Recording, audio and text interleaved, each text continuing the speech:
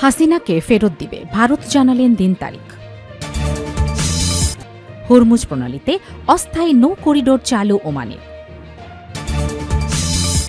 কুষ্টিয়ায় কর অঞ্চল কার্যালয়ে নিয়োগ পরীক্ষায় প্রক্সি দিতে গিয়ে আটক 4। আন্তর্জাতিক অপরাধ ট্রাইব্যুনালে আইনের বৈধতা চ্যালেঞ্জ করে হাইকোর্টে রিট। সর্বশেষ জানাবো, ক্লাসে বডি স্প্রে ব্যবহার, অসুস্থ হয়ে 15 শিক্ষার্থী হাসপাতালে। শিরোনাম শুনলেন, এবারে বিস্তারিত। শেখ হাসিনা সহ 10 আসামিকে ফেরাতে ইন্টারপোলের রেড নোটিসের আবেদন। দুর্নীতির বিভিন্ন মামলায় সাবেক প্রধানমন্ত্রী শেখ হাসিনা সহ 10 জন পলাতক আসামিকে দেশে ফেরাতে ইন্টারপোলের রেড নোটিস জারির আবেদন করেছে দুর্নীতি দমন কমিশন দুদক। বিষয়টি নিয়ে নতুন করে আলোচনায় এসেছে আন্তর্জাতিক সহযোগিতায় আসামি প্রত্যর্পণের কার্যকারিতা ও সীমাবদ্ধতা। দুদকের সহকারী পরিচালক তানজির আহমেদের দেয়া তথ্য অনুযায়ী ক্ষমতাচ্যুত প্রধানমন্ত্রী শেখ হাসিনা, তার ছেলে সজীব ওয়াজেদ জয় এবং মেয়ে সাইমা ওয়াজেদ পুতুলের বিরুদ্ধে দুর্নীতি মামলায় বিচার প্রক্রিয়ায় অংশ নিতে ইন্টারপোলের রেড নোটিস জারির আবেদন করা হয়েছে। একই তালিকায় রয়েছেন সাবেক ভূমিমন্ত্রী সাইফুজ্জামান জাবেদ, তার স্ত্রী রুকমিলা জামান, পাশাপাশি এস আলম গ্রুপের চেয়ারম্যান সাইফুল আলম এবং তার পরিবারের কয়েকজন সদস্যসহ মোট 10 জন আসামি। দুদকের পক্ষ থেকে জানানো হয়েছে, বিদেশে অবস্থানরত এসব ব্যক্তির বিরুদ্ধে আইনি প্রক্রিয়ার অংশ হিসেবে রেড নোটিস জারির উদ্যোগ নেওয়া হয়েছে, যাতে আন্তর্জাতিক সহযোগিতার মাধ্যমে তাদের দেশে ফিরিয়ে আনা সম্ভব হয়। সম্প্রতি দুর্নীতি মামলায় ইন্টারপোলের সহযোগিতায় সাবেক আইজিপি বেনজির আহমেদকে দুবাইয়ে গ্রেফতারের ঘটনায় এ ধরনের প্রক্রিয়ার কার্যকারিতা আবারও আলোচনায় এসেছে। তবে বিভিন্ন ক্ষেত্রে আইনি জটিলতার কারণে রেড নোটিস প্রক্রিয়া বাস্তবায়ন দীর্ঘসূত্রতা ও চ্যালেঞ্জের মুখে পড়ছে বলেও জানা গেছে। এটি একটি উদাহরণ হিসাবে ব্রিটিশ এমপি টিউলিপ সিদ্দিকির বিরুদ্ধে রেড নোটিস সংক্রান্ত প্রক্রিয়ার অগ্রগতিও উল্লেখ করা হচ্ছে। হরমুজ প্রণালীতে অস্থায়ী নৌ করিডোর চালু ওমানের। বিশ্বের অন্যতম গুরুত্বপূর্ণ সমুদ্রপথের সার্বিক নিরাপত্তা রক্ষা এবং উন্মুক্ত আন্তর্জাতিক নৌ চলাচল নিশ্চিত করার লক্ষ্যে হরমুজ প্রণালীতে সব ধরনের বাণিজ্যিক জাহাজের জন্য একটি অস্থায়ী বিশেষ নৌ করিডোর খোলার আনুষ্ঠানিক ঘোষণা দিয়েছে ওমান। জাতিসংঘের আন্তর্জাতিক নৌ সংস্থা বা IMO এর সঙ্গে সরাসরি সমন্বয়ের মাধ্যমে এবং সাম্প্রতিক মার্কিন ইরান শান্তি প্রচেষ্টার অংশ হিসাবে এই জরুরি সিদ্ধান্তটি নেওয়া হয়েছে।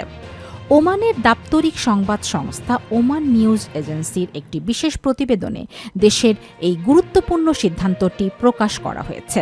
ওমান প্রশাসনের দেয়া আনুষ্ঠানিক বিবৃতিতে বলা হয়েছে যে বিশ্ব অর্থনীতিতে হরমুজ প্রণালীর অপরিসীম গুরুত্ব এবং এই জলপথের প্রতি সুলতানাত অফ ওমানের বিশেষ দায়িত্ববোধের জায়গা থেকে আন্তর্জাতিক আইন ও সমুদ্র আইন মেনে এই নৌ করিডোর চালু করা হয়েছে।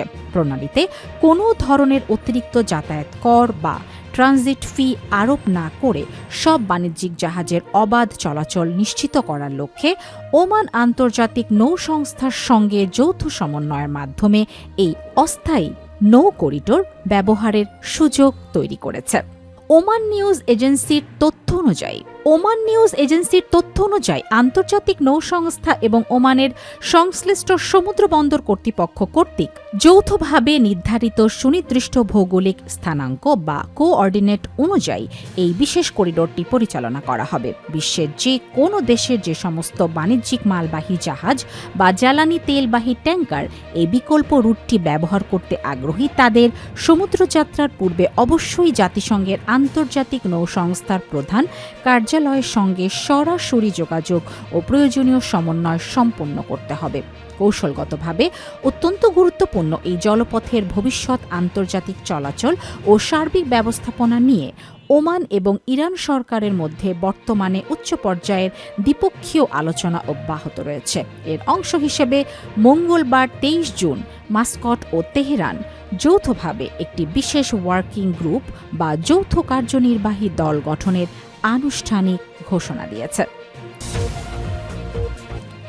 কুষ্টিয়ায় কর অঞ্চল কার্যালয়ে নিয়োগ পরীক্ষায় প্রক্সি দিতে গিয়ে আটক 4। কুষ্টিয়া কর অঞ্চল কার্যালয়ের নিয়োগ পরীক্ষায় চাকরি প্রার্থীর পক্ষে প্রক্সি দিতে গিয়ে 4 জন ধরা পড়েছেন। মঙ্গলবার 23 জুন বিকেলে অফিস সহায়ক পদে মৌখিক পরীক্ষা চলাকালে তাদের আটক করা হয়।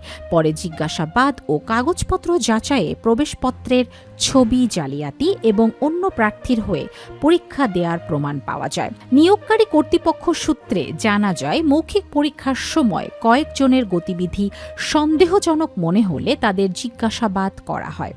এক পর্যায়ে কাগজপত্র যাচাই করে অসঙ্গতি ধরা পড়ে। পরে তারা অন্য চাকরি প্রার্থীর হয়ে পরীক্ষায় অংশ নেওয়ার বিষয়টি স্বীকার করেন। এই ঘটনায় মধ্যরাতে 4 জনকে কুষ্টিয়া মডেল থানা পুলিশের কাছে সোপর্দ করা হয়। কর অঞ্চল কুষ্টিয়ার কর কমিশনার মোহাম্মদ মহিদুল ইসলাম বলেন, মৌখিক পরীক্ষার সময় কয়েকজনের গতিবিধি সন্দেহজনক মনে হলে তাদের আলাদা করে জিজ্ঞাসাবাদ করা হয়। পরে লিখিত পরীক্ষায় খাতার লেখার সঙ্গে তাদের হাতের লেখা মিলিয়ে দেখা হলে অসঙ্গতি ধরা পড়ে। এভাবে 4 জনকে শনাক্ত করা হয়। পরবর্তীতে তারা স্বীকার করেছে যে প্রক্সির মাধ্যমে পরীক্ষায় তারা অংশ নিয়েছে।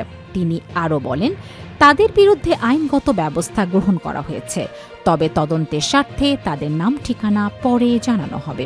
পুলিশ জানিয়েছে, মোটা অঙ্কের টাকার বিনিময়ে চাকরি প্রার্থী পরিবর্তন করে একটি চক্র এই ধরনের জালিয়াতির সঙ্গে জড়িত থাকতে পারে বলে ধারণা করা হচ্ছে। ঘটনার সঙ্গে জড়িত অন্যদেরও শনাক্তে কাজ চলছে। কুষ্টিয়া মডেল থানার ভারপ্রাপ্ত কর্মকর্তা ওসি কবির হোসেন মাতবর বলেন, নিয়োগকারী কর্তৃপক্ষের সঙ্গে যোগাযোগ করে পরবর্তী আইনানুগ ব্যবস্থা নেওয়া হবে। পাশাপাশি এই চক্রের সঙ্গে জড়িত অন্যদেরও আইনের আওতায় আনতে কাজ করছে পুলিশ। আন্তর্জাতিক অপরাধ ট্রাইব্যুনাল আইনের বৈধতা চ্যালেঞ্জ করে হাইকোর্টে রিট। আন্তর্জাতিক অপরাধ ট্রাইব্যুনাল আইনের বৈধতা চ্যালেঞ্জ করে হাইকোর্টে রিট আবেদন করা হয়েছে। বুধবার 24 জুন সুপ্রিম কোর্টের আইনজীবী অ্যাডভোকেট মহসিন রশিদ এই রিট দায়ের করেন। রিটে আইন সচিব সহ সংশ্লিষ্ট ব্যক্তিদের বিবাদী করা হয়েছে। রিটে আইনটি সাংবিধানিক বৈধতা নিয়ে প্রশ্ন তুলে রুল জারির আবেদন করা হয়েছে।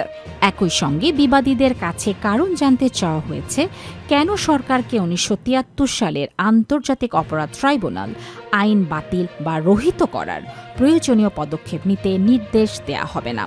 আবেদনে বলা হয়েছে, আইনটি তার মূল উদ্দেশ্য পূরণ করেছে। ভবিষ্যতে রাজনৈতিক প্রতিপক্ষের বিরুদ্ধে এর সম্ভাব্য অপব্যবহার ও অপপ্রয়োগ রোধে আইনটি রহিত করা প্রয়োজন।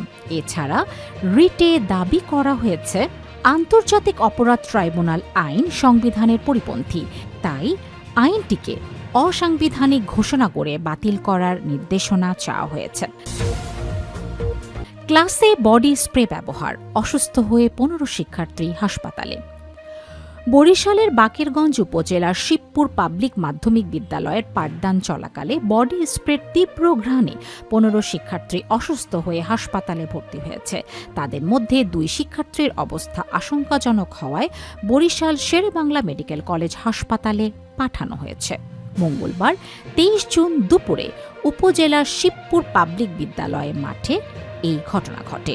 অসুস্থ শিক্ষার্থীরা হলেন কণা, আনিকা, অন্তরা, ইসরাত, সুমাইয়া, লামিয়া, মারুফ, লিসান, জেসান, মাহিন, তানজু, তানজিলা, সারামণি, সাদিয়া ও বিথি। তাদের বয়স 14 থেকে 15 বছরের মধ্যে। তারা সবাই 9ম শ্রেণীর শিক্ষার্থী।